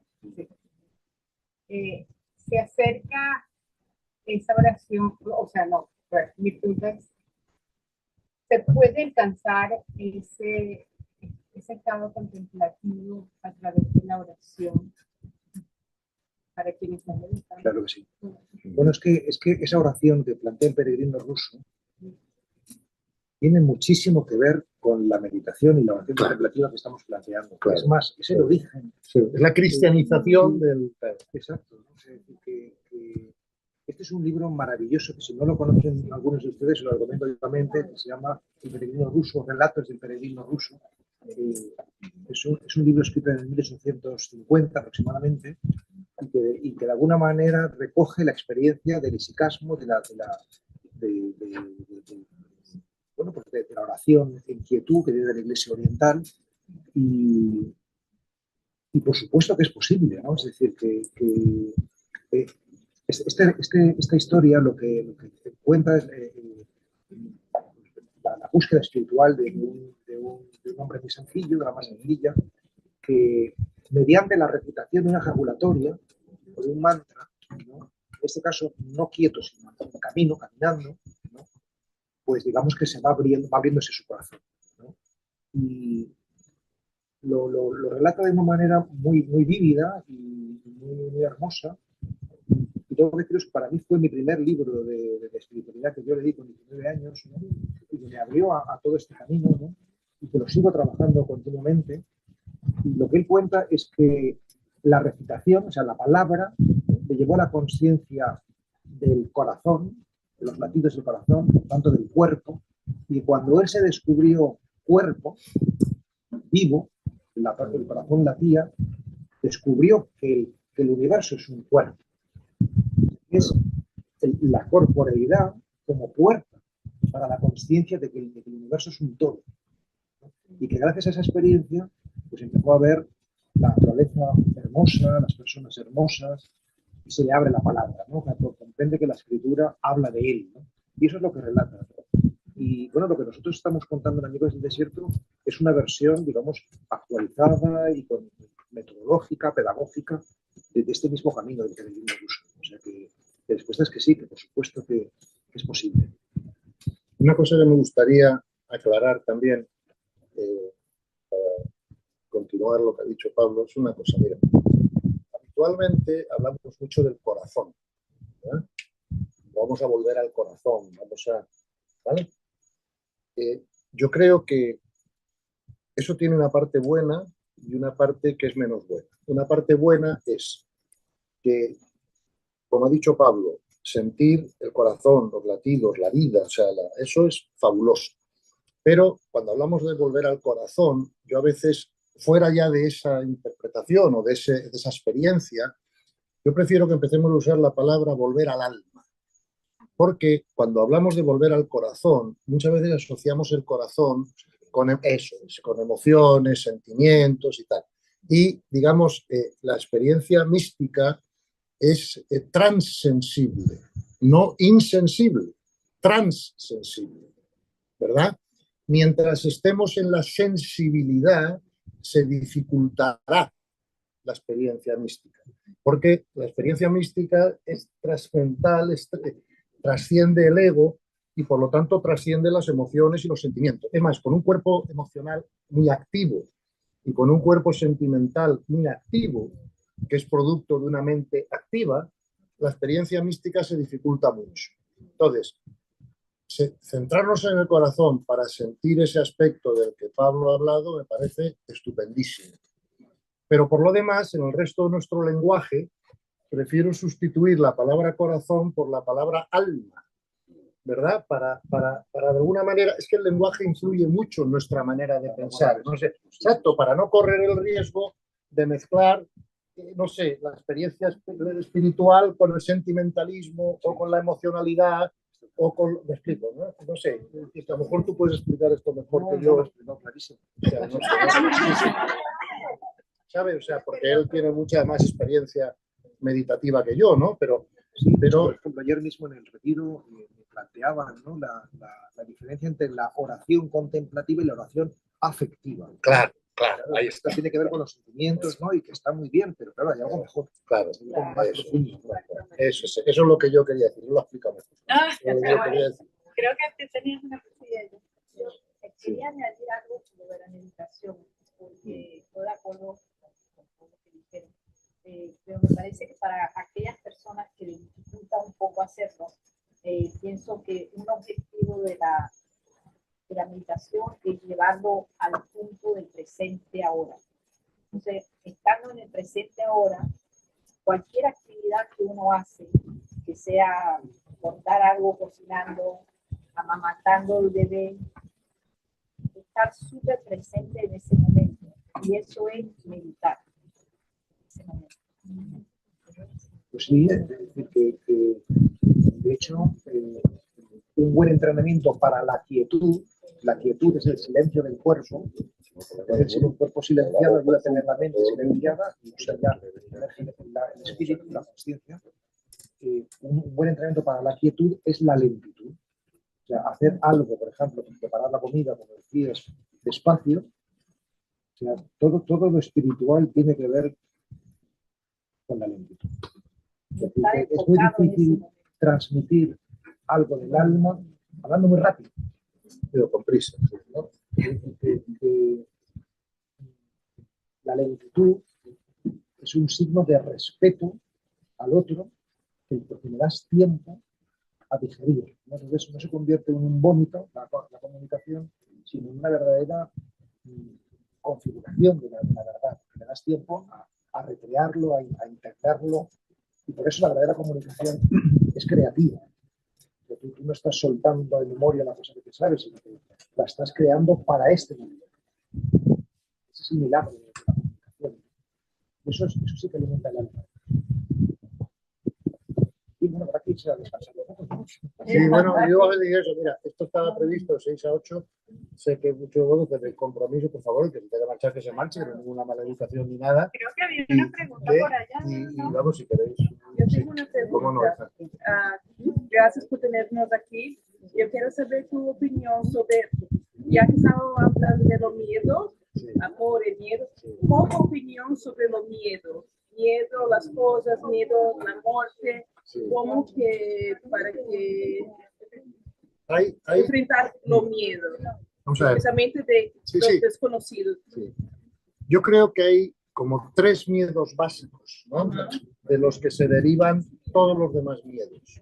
Porque podemos tener miedo a múltiples cosas, ¿no? Como todos sabemos, porque todos habremos experimentado miedo a muchas cosas. Pero creo que los podemos reducir, de alguna manera, ¿no? Haciendo un trabajo mental de clasificación, ¿no? A 3 miedos fundamentales, ¿no? Primero está el miedo a la muerte o a la no existencia, ¿vale?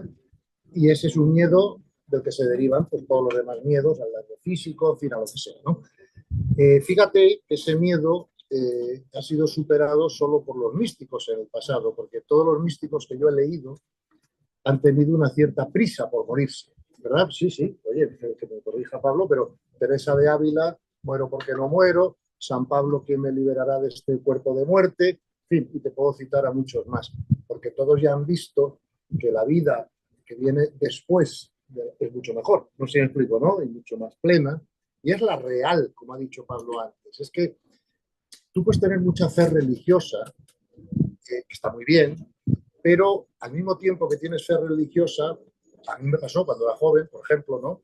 Puedes tener una visión demasiado fisicalista, materialista de la realidad. Y entonces todo lo que sea salirse de ese fisicalismo te da miedo, porque es el único terreno conocido, ¿no? Entonces, para crecer espiritualmente es bueno desmaterializar el pensamiento, ¿no? Pensar en esas dimensiones pues, más espirituales, más elevadas. En definitiva, en nuestra casa, ¿vale? Porque nosotros somos de allí, no de aquí.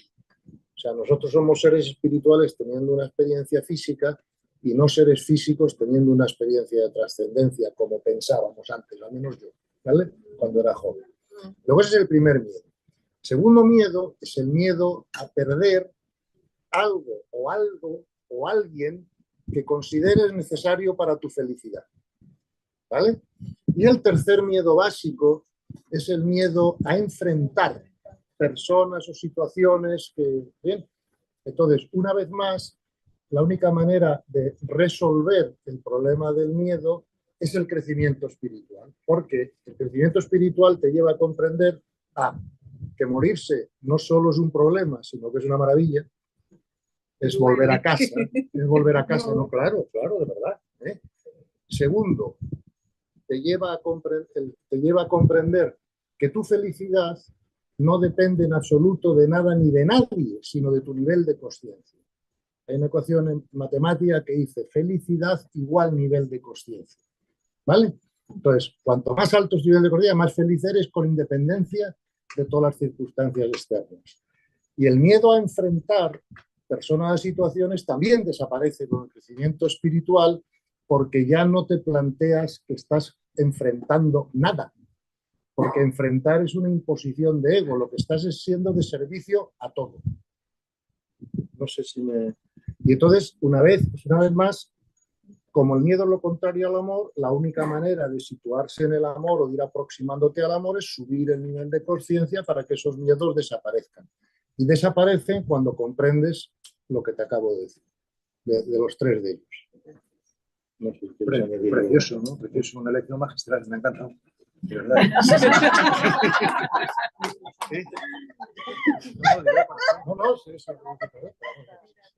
Sí, perdona, hijo, perdona. Bueno, no es una pregunta, sino más que todo como, ¿qué aconsejarían ahorita, por ejemplo, yo que soy papá y me preocupo, si yo mismo ahorita como adulto, por decirlo así, tengo todas estas preguntas de todo, qué camino es el correcto, etcétera, ¿qué aconsejan para uno que está criando el cómo empezar a educar a nuestros hijos en esta visión, en esta información, esta manera de pues mira, ver la vida? Perdona, me adelanto a la respuesta, luego Pablo me la completa, porque así como él tiene más experiencia que yo en la meditación, Yo tengo más experiencia que ser padre, ¿no? Bueno, digo, gracias a Dios, ¿no? Porque él es sacerdote y yo tengo 6 hijos, ¿no? Sí. También, mira, tú, yo cuando he comprendido toda esta comprensión espiritual, pues claro, he comprendido que el que mejor hace las cosas es Dios.